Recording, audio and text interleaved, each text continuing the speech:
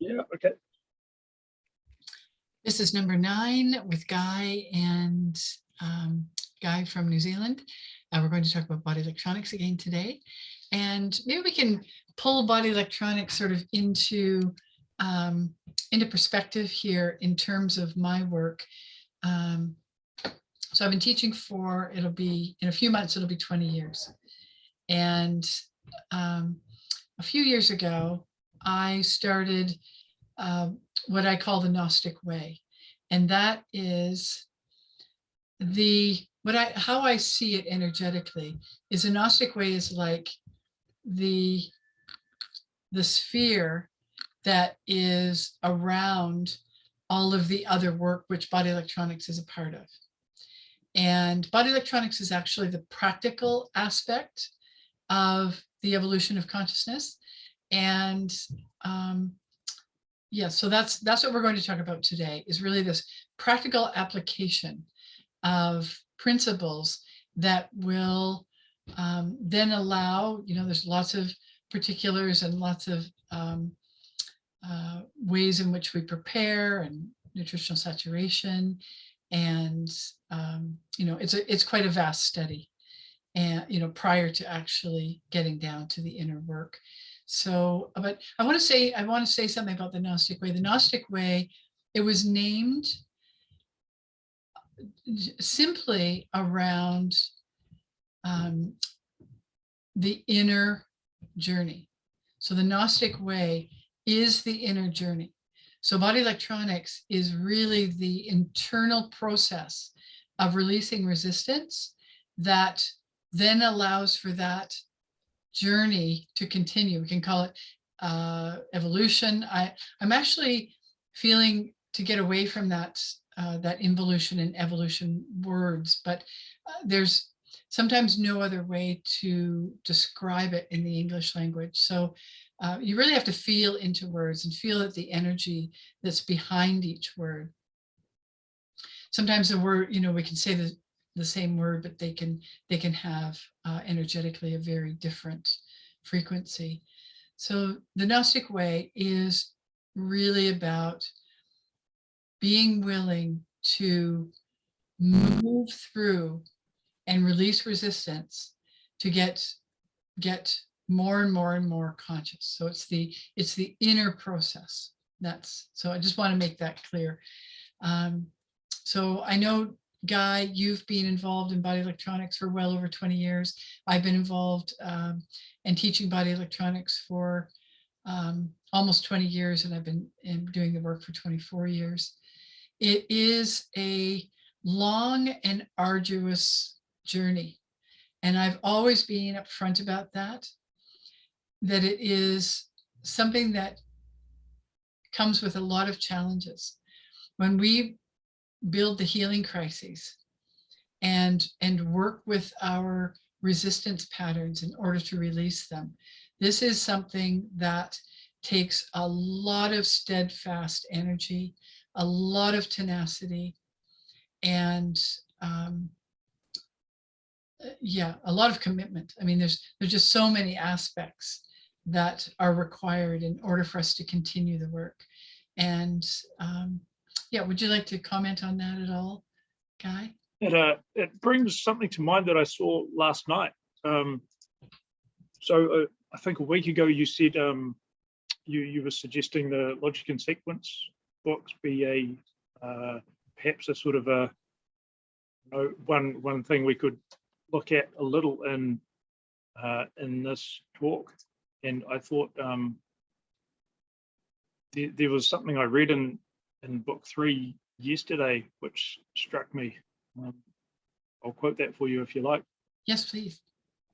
The permanency of truth exists only in the inner essence, that last unconquered frontier wherein the human mind is the elusive doorway. Health in the human mind is that last great mystery which only the sincere can consider. Will you read that again, please? Okay. I missed a little bit of it out just to make it shorter. Shall I read you the whole thing? Yeah. Okay, so this is his sort of final statement. He's written these 3 books about sort of health in the human mind, and this is one of the final kind of summary. What chapter is this? The last chapter in book 3. I Okay. can tell you in just a second. I That'd think be it's 33. Is there 33 chapters? yes, it is. Yes. Chapter 33. It's page 124 on the PDF, but it'll be a different page on the print book if you've got that. It'll be about page 900 and something, I think. So he says, all of the folly of man has proven to be inconsequential, fruitless, and transitory. The permanency of truth exists only in the inner essence, that last unconquered frontier wherein the human mind is the elusive doorway. Health in the human mind is that last great mystery which only the sincere can consider, only the determined shall approach, and only the pure in heart shall embrace.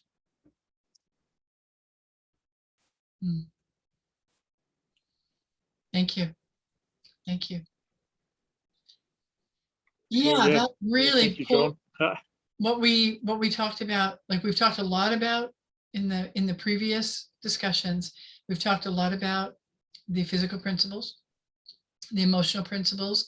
We've gotten into some mental principles in the last couple of talks. And today we're going to really concentrate on that. That's a great intro, Guy, because I really feel like today it's really time to break this thing open.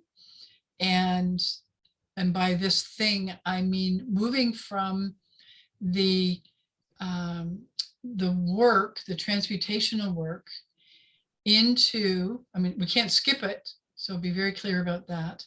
We have to come in that logical sequence. Hence John Ray's books, Logic in Sequence. There is a sequence to the unfolding of consciousness. We can't wish higher consciousness to be so. We have to release any resistance that keeps us from it. And that's what the transmutation process is all about. So in body electronics, we've applied the physical principles in order to access the emotional body. We've applied the emotional principles in order to access the mental body. We apply the mental principles to access the spiritual body. And this is when you quoted that, Guy, that's actually what I hear, is that when you can do, you can get through those three parts of physical, emotional, and mental, but those qualities, that pureness of heart, has to be present in order to fully and truly pierce the veil between the mental body and the spiritual. And when we've talked a little bit in the past about zero ohms resistance and the time-space continuum work, which happens with very advanced disciplines and principles within the mental body work. And that's like a threshold. That's how I experienced it, is the threshold into spirituality, into true spirituality. And of course, there's different interpretations of that. Everybody will interpret that according to their own experience. But what I'm talking about is truly moving into a spiritual awareness while still maintaining the physical vessel. This is what our true purpose is. And what was the part of that quote, Guy, that you said is that's where the true, John used the word true. The permanency of truth exists only in the inner essence. Right. So the permanency of truth. So we know almost everything here. One of the things that came to me in the last week in response to somebody who was using the word belief, and the words in response to that were that I said were belief is a temporary illusion. And so as we move through the mental body, it's like a purging. It's not only releasing and transmuting resistance, but it's looking at all of the levels and all the beliefs that we have piled upon us in order to placate and salve ourselves from the cruelty and the perpetual suffering of human consciousness here on earth. So all these belief systems and, they're all just, to me, they're just like salve. And it's just trying, it's just like putting something over top of something so that you don't actually have to look at it and you can pretend and comfort yourself. So in that mental body, there's just so much work to be done in removing and releasing. It's so much energy of honesty that takes place in that level of transmuting and releasing programs within the mental body. But eventually, with that tenacity, we do enter sometimes just a glimpse of what can be truly called the spiritual realm. And when that happens, in my observation and experience, there's no going back. And the key word here is experience. We can have a lot of ideas, visionary experiences that are based in sort of creative thought. That's not what I'm talking about. I'm talking about truly entering, piercing the veil between the mental body that controls this human, not just humans, but everything that is involved as a biological being here on planet Earth. So it's all, we're all integral on this earth, even the rocks. I think everybody who knows me realizes how much I love stones. And, I have always keep a beautiful piece of, I don't know if you can see it there, but I keep a beautiful piece of shungite. This is a raw piece of elite shungite from Russia that I got from some beautiful Russian miners at the Tucson show a few years ago. So I kind of keep that between my computer and my body. And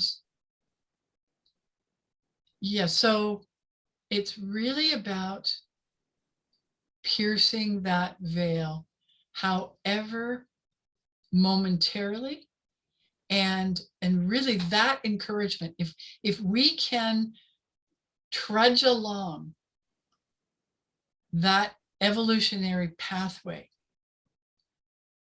that Gnostic way of removing resistance, which is anything less than pure unconditional love, we eventually get to the place where we can pierce the veil between the mental body and this, what we call the spiritual. That's basically the holistic construct. And once you get to piercing regularly, I mean, this is how I experienced it. I know other people who had different experiences around it. One man comes to mind, was sometime in the late 70s, or maybe it was 1974. I'll have to go back and look at that. But he actually had his spiritual awakening suddenly, where he just felt like everything exploded in his, he called it, his pineal opened up, or, in yogic circles, the 1,000-petaled lotus opens. Again, comes with the pure of heart. Nobody can pierce that veil. This is a really great universal fail-safe, because no one pierces that veil unless they've come to that place of purity, which means they have released a great majority of the resistance that they've held. So when they get to that place, so back to this gentleman that I was speaking of, when it happened for him, he saw nothing but bright golden light from the inside. His sight was gone. His external sight was gone. And he spent 3 days and nights in this state of unfolding consciousness. And then eventually the light receded, and he was and then he was able to visually see here on Earth again. And he didn't have any sense of time during that period of time. And but his wife at the time had told him that he was literally in this state for 3 days and nights. So, and then from there, he went on what he felt was his mission. He's gone now. He's deceased now. His name was Robert Hedges, and he was one of the Sedona elders. I called him a Sedona elder. And he died at 77. And that would have been, I think, maybe 3 years ago, or maybe now almost 4 years ago. Anyway, that's how he experienced this process of moving from the mental body into what we can call the spiritual realm. And then the whole rest of his life was focused on his mission to to share and inspire people to to move through and get to that place as well. Get to that place where we are at least even touching true spirituality. And you'll know it when you've been there. It like I said before, it's not about ideas or beliefs or something we've read. It's really about where we've taken ourselves as individuals. No one can help us do this. We can learn along the way. We can learn a lot from others, especially our elders. Yet, when the time comes, it's really, truly up to us to make those inner changes. And there's, I've said it many times over the years, there's no greater time than now for you to start on the process, or to continue, or even to upgrade the level of commitment. It's always, it's like having a relationship. We have to continuously upgrade the level of commitment and be ever more present. That's the same way with this relationship we have with our inner process. Just to keep it going in the right direction. Yeah, you once said on this page that body electronics isn't a belief system; it's the way out of a belief system. Right. I think that's one of the yeah top 10 phrases. Yeah, that's bumper sticker. Especially with the onset of the New Age movement and all of the the plant medicine movement and the yogic, the modern Western yogic movement of even the last 10 years. It's taken, to me, it has taken things into a diluted vibration. So when I was practicing yoga, Kriya Yoga, and it's not that I don't practice it anymore, but in the years that I was with the ashram, it was 9 years, this was a very traditional yogic practice. I mean, we practiced for hours every day. And disciplines, that physical discipline that's important for the inner discipline. We have to have the physical discipline, especially that stillness. That stillness is a must. That physical stillness must be disciplined for that inner discipline to actually take hold. So in the ancient in the Vedas and the teachings of yoga, I think everyone, if they've visited my group pages, they know, or my web page, they know that I feel very close to the lineage of Mahavatar Babaji. And that's a very ancient and disciplined lineage.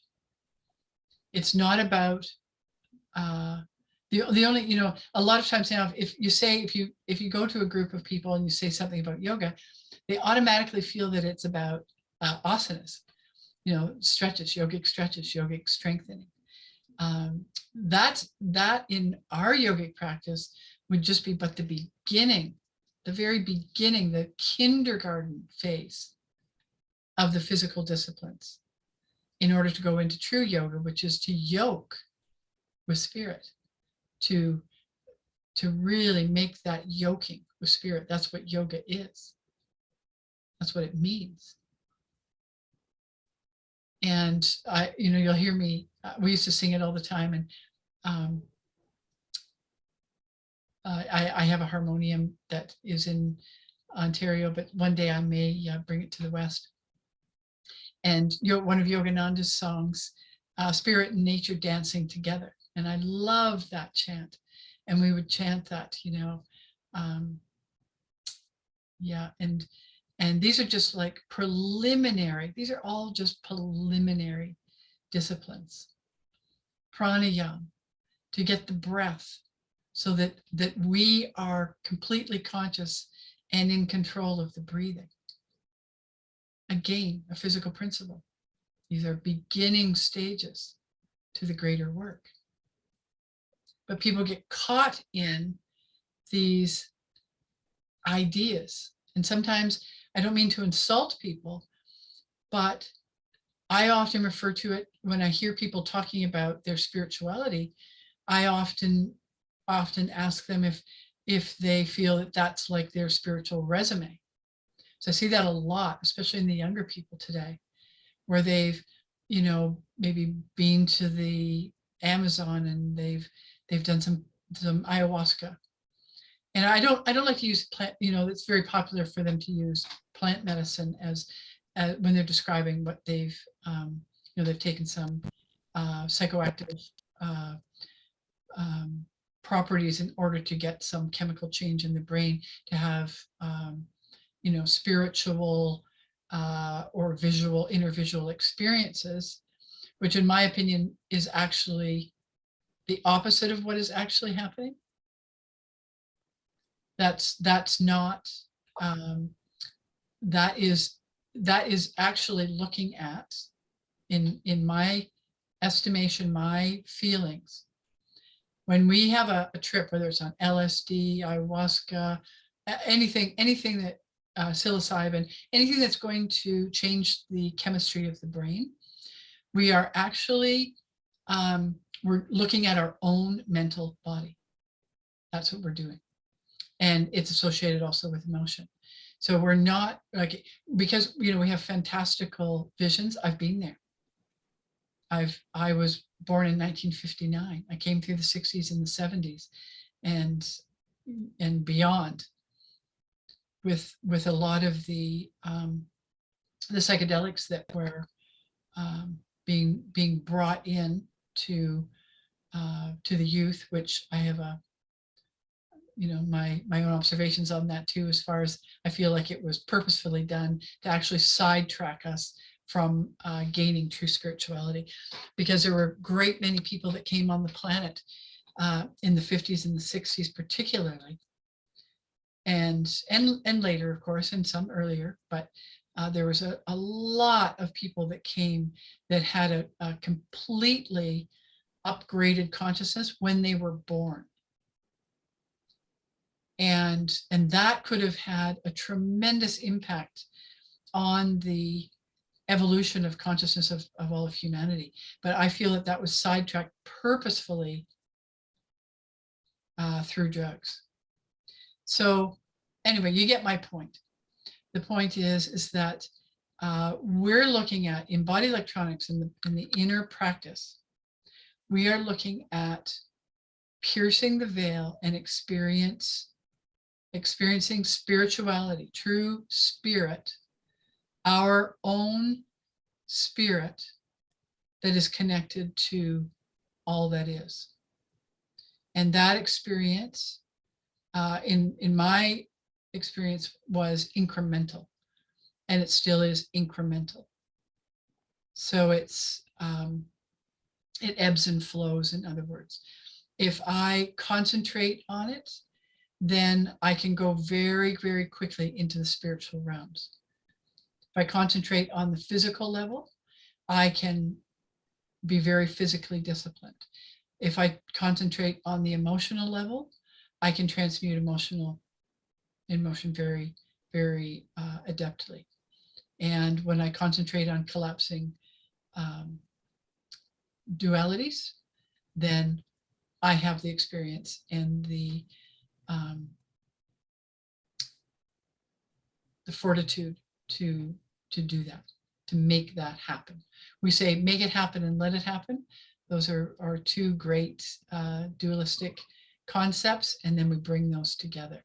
Those energies, we bring those together with whatever duality we're working with. And so you get my point about spirituality. So we're taking it all the way. And we want to do that while maintaining a physical body. That's the energy that I've been shown that is for the purpose of me even sharing this with others, the body electronics format, that is, so that people can actually find that for themselves. It's like a roadmap. They learn how to read the map, and then they take themselves on that journey. You want to add to that, Guy? That's a pretty cool description, the roadmap. Yeah, one thing I've been thinking on the last few days is obedience to law, and how there's sort of got to be a consistency to it. Like, it's really easy, to do your New Year's resolution or make your plan or write your list, and then be really intensely dedicated to it for a week and then forget about it, which kind of happens around here a bit. So yeah, I think results in BE come with just consistency, just like any hobby, really, playing the violin or whatever your hobby is. Yeah. Well, I wouldn't use the word hobby in relation to body electronics. Yeah, it's not a hobby. It's more of no, it isn't a hobby. It's a dedicated. Doug used to often say in his lectures that it's better not to start than to start and not finish. I heard him say that over and over and over again in his lectures. And I wondered about that a lot. I thought about that a lot, about, in terms of all those levels of the physical, emotional, mental, and spiritual. And over the years, I understood it more and more, that statement, whereby, and that's why I jumped in there with, like, let's not call it a hobby, because it's not something we can just go to in our studio when we feel like it. When we step into body electronics and the energy of body electronics, there's a really powerful energy. I think anyone that's ever been at an intensive, a point holding intensive, will recognize that there's a very, very powerful energy held by that process we're calling body electronics. And that energy supports the movement. It doesn't support resistance to the movement. So when we're encouraging the healing crises and really doing everything we can to move through it, let's say that again, it's better not to start than not to finish. And by that, Doug means going all the way, being adept at the physical, being adept at the emotional transmutation, being adept at the mental transmutation and the collapsing of dualities, and entering into the spiritual consciousness, true spiritual awareness. That's a beautiful statement, I think. That is body electronics. Yet it takes, Guy, how much effort it takes.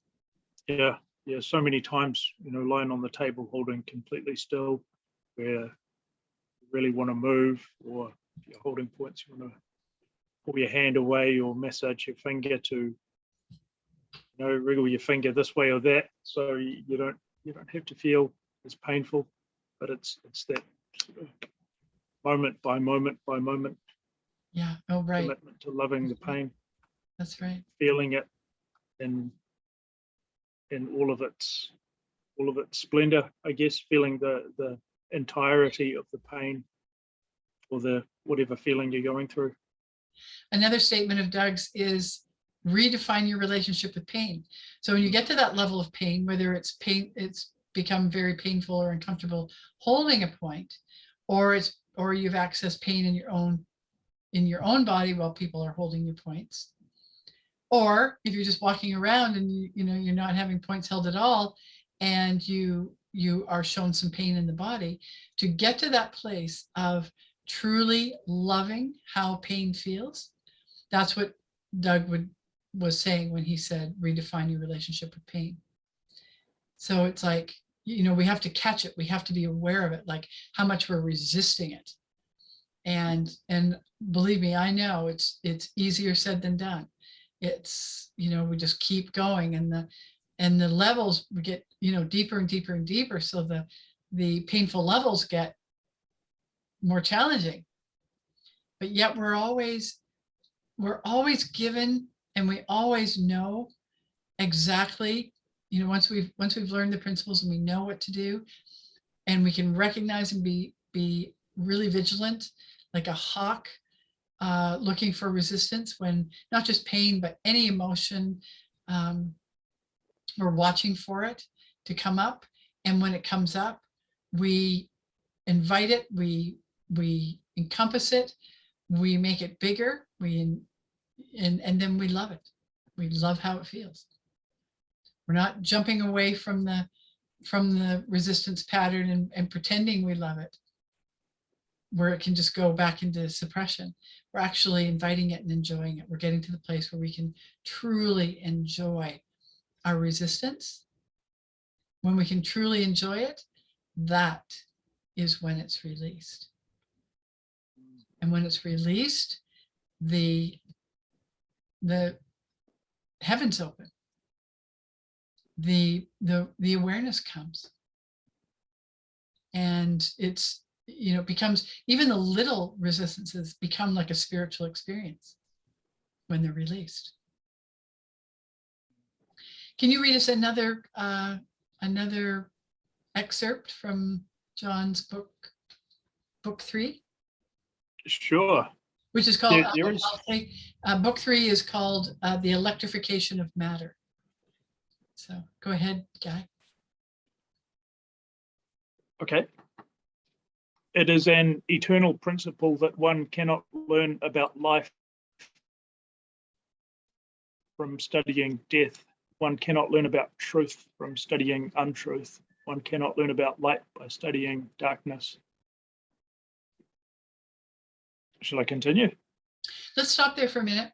That was a writing that I saw over the years as being very paradoxical in some ways, because what we're actually looking for is what we could consider darkness within ourselves. So there can be like a misunderstanding with that writing. And I've seen people, I misunderstood it at one point, and I've seen other people misunderstand that, where they're like, oh, we just got to concentrate on the love and light. Yeah. We don't have to look at that darkness. We just have to be love and light, and all will be fine with the world. That's not actually, pardon me? Or stay in our comfort zone. Yes. There's lots of justifications that can come in there if you interpret that in that way. So really, you kind of have to come through the lower emotions to get what John is actually saying there. That's probably why I put it in book 3.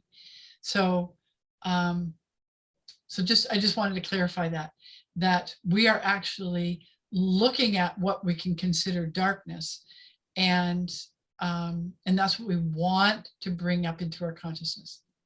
We're inviting that. We're looking at all of those resistances that we have perhaps suppressed for eons of this earth time, and we're just transmuting one bit at a time, whatever comes forth.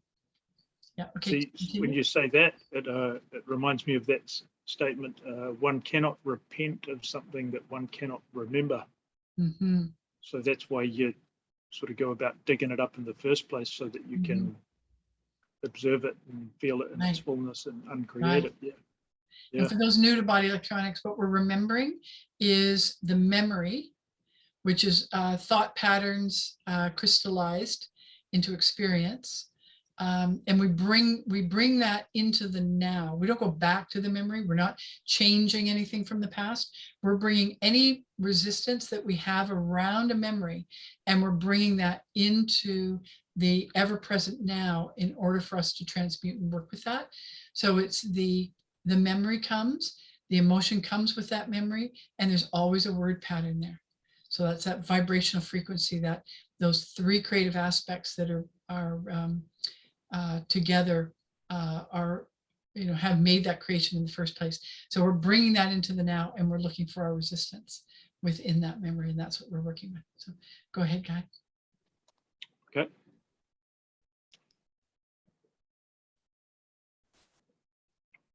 One cannot determine